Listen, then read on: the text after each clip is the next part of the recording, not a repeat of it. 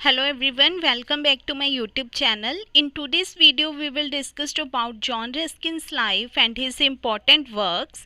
उनका जो life span था वो 1819 से 1900 तक था. इट मीन्स कि उनका बर्थ हुआ था 1819 लंदन इंग्लैंड में और डेथ हुई थी उनकी 1900 में. तो उनके फादर एक वाइन मर्चेंट थे, मतलब एक रिच मैन थे वो. तो जॉन रस्किन को हर तरह की फैसिलिटीज़ मिली थी and he was pros writer, architecture professor in Oxford university. तो उनको मेनली आर्ट के एक क्रिटिक के रूप में जाना जाता है and he shows the situation of society in his prose. तो उन्होंने अपने प्रोज में सोसाइटी के हालातों को दिखाया था और उनका जो लाइफ का फर्स्ट पार्ट था उसमें उन्होंने आर्ट और फिलोसफी पे वर्क किया था और उनकी लाइफ के सेकंड पार्ट में उन्होंने प्रोज और सोशल इश्यूज़ के बारे में लिखा था. तो उनके जो फादर थे उनका भी नेम जॉन रस्किन था, जो कि एक स्कॉट वाइन मर्चेंट थे और वो ट्रेड के लिए, व्यापार के लिए लंदन में मूव हो गए थे. और उसकी मदर एक पायस लेडी थी जिसने जॉन रस्किन का इंटरेस्ट पैदा किया था रिलीजन में. And he wrote geology, architecture, myth, literature, education, botany and political economy.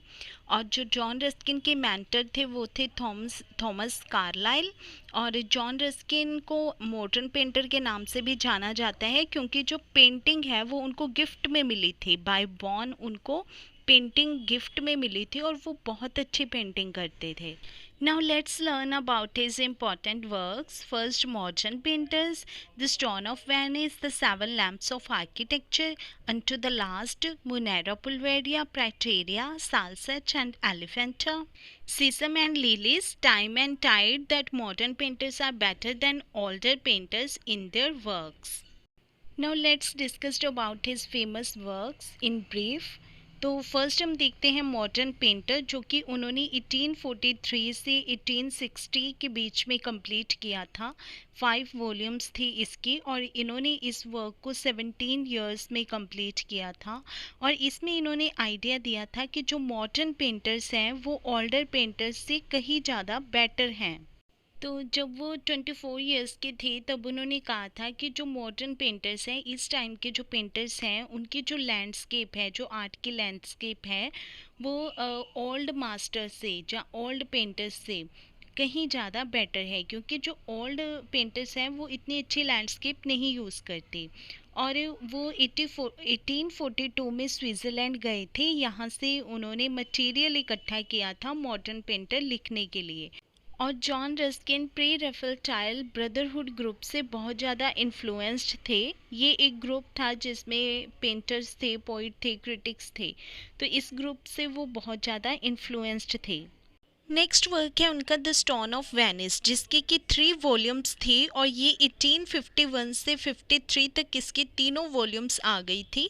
First volume जो कि द फाउंडेशन के ऊपर थी एंड सेकंड थी the sea stories and third में थी the fall. And this work is a treatise on the art and architecture of Venice.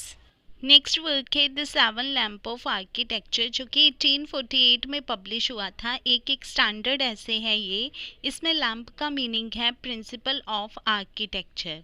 और same theme जो इसमें यूज़ किया गया है वो द स्टोन ऑफ वेनिस में भी यूज़ किया गया. इसमें जो 7 लैम्प्स हैं वो हैं sacrifice, truth, power, beauty, life, memory and obedience. Next work है उनका अनटू दिस लास्ट, जो कि 1860 में पब्लिश हुआ था और ये उनकी एक एसेस बुक है. और इसमें ये उन्होंने इकोनॉमी के ऊपर लिखी थी और इसको पब्लिश करवाया गया था एक जर्नल जो कि कॉर्नहिल मैगजीन था, उसमें पब्लिश करवाया गया था. और इसको बहुत ही वायलेंटली क्रिटिसाइज़ किया गया था और इसको पब्लिश करने से मना किया गया था. पर जॉन रस्किन ने काउंटर किया, उसका सामना किया और इस बुक को पब्लिश करवाया.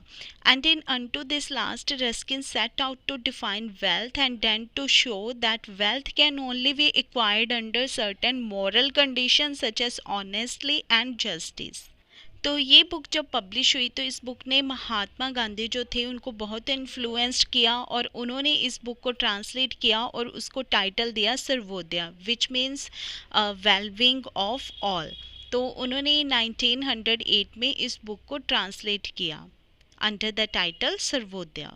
तो नेक्स्ट वर्क है उनका मोनेरा पल्वरिस, जो कि 1871 में पब्लिश हुई, और ये कल्चरली एक इम्पॉर्टेंट वर्क था उनका। और इसमें 6 एसेज हैं जो कि पॉलिटिकल इकोनॉमी के ऊपर लिखे गए हैं, और ये बुक लिखी गई थी under the editorship of Froude. Next important work है उनका the king of the golden river the black brothers a legend of Styria, जो कि 1851 में पब्लिश हुई थी। और ये स्टोरी लिखी गई है एफी ग्रे, जो कि एक 12 ईयर ओल्ड गर्ल है, उसके ऊपर। और ये एक फेरी टेल है, और ये जो गर्ल है एफी ग्रे, इसी के साथ बाद में जॉन रस्किन की शादी होती है। तो इस बुक का जो थीम है वो है victory of good over evil. तो इसमें 3 ब्रदर्स की स्टोरी है, ग्लग, सहवार्ड्स एंड हंस। तो इसमें जो एक ब्रदर है ग्लग, वो बहुत ही काइंड है, पर जो बाकी के 2 ब्रदर्स हैं वो इससे हेट करते हैं, वो अच्छे नहीं हैं।